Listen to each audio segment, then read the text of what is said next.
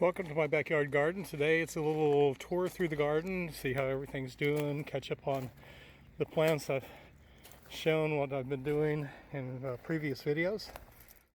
This is the first year I'm going to grow cabbage and let it grow.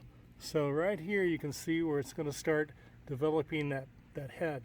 So all these leaves are going to grow really big, but that head, cabbage head, that's going to get really big, probably about 8 inches, 10 inches across, is going to develop right here. Okay, my peas. I grew my peas. These are sugar peas. I started these sometime in April as well, and they grow and they'll grow and they'll grow and they'll grow until you stop them from growing. So right here from the top bottom of the bed is about, these are 5-foot tall supports. So this is going to be 6 feet tall here. I got peas all over the place. You have to stay up with these because every day I have to come out and pick these peas.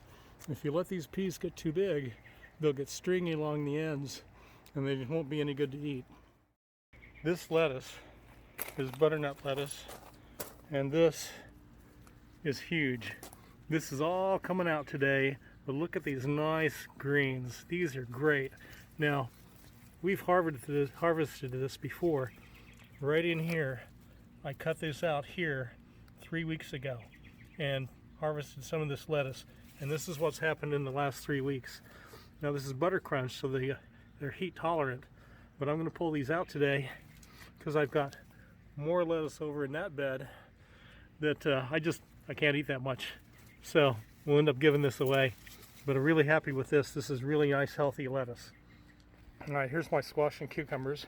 I've got a butternut squash here, 2 long neck pumpkins, 2 acorn squash. I've got straight 8 and Space Master cucumbers, and I've got 3 lemon cucumber plants right here. Lemon cucumbers, if you haven't seen my video on pruning my cucumbers and squash, lemon cucumbers get a ball about that big, maybe tennis ball size, maybe a little bit smaller than that. They look like lemons. Now, when I trellis these, notice how I wrap them around the string. Now you have to wrap these around pretty tightly, or the weight of the plant will make it sink. And then you get this drooping down in here, and then the stem will be touching the ground, and you don't want that. You want the stem up off the ground so the moisture doesn't cause this to rot and the plant will die. This is my second planting of lettuce. Put this in, it's been about 3 or 4 weeks, and while I'm pretty neat with my garden, and I haven't been really keeping track of when I put things in the ground, so I'm going to say this is 3 or 4 weeks worth of growth here. But this is the reason why I'm going to get rid of that. I got to get that out of the ground because 2 people can't eat that much lettuce and then eat this, so I'm going to have to give it to my neighbors, give some of it away. Tomatoes. The tomatoes are doing really well too. If you didn't see the video on how I planted my tomatoes, I planted them underneath. I did a trench underneath the irrigation line, and I planted them here, and then they're growing up. So this line is right on top of the root system, and so every time I run the irrigation system, they get watered really well. But they're really growing. Really happy with this. One end is a pear tomato, the other end is this one cherry, and the rest of these are a big beef variety called Jet Star that was developed here in south central Pennsylvania. Okay, on to my peppers.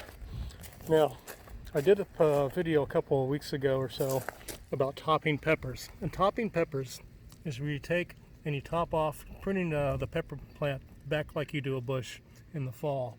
And the reason you do that is because by doing that, it'll promote more side growth. So every place there's a leaf, a new branch will start, just like this one, all over this plant. Now, you notice it leads to a nice healthy plant and more production.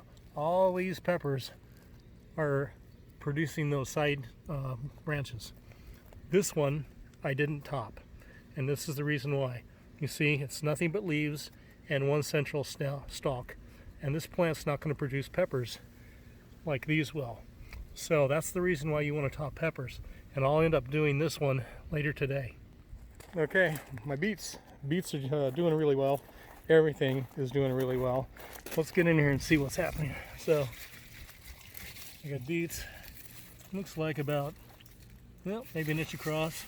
Some of the beets are bigger than others. This one's not going to do much. I'm going to leave it there though.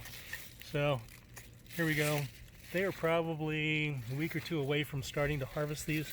I'm going to end up doing these probably like I did my turnips, where I picked them as it was time to pick them and left the rest. So I'll take the ones once they get about maybe a couple inches across, maybe 3 inches across. I'll start to pick those and thin this out some and allow the other beets that are trailing behind as far as growth is concerned to develop more.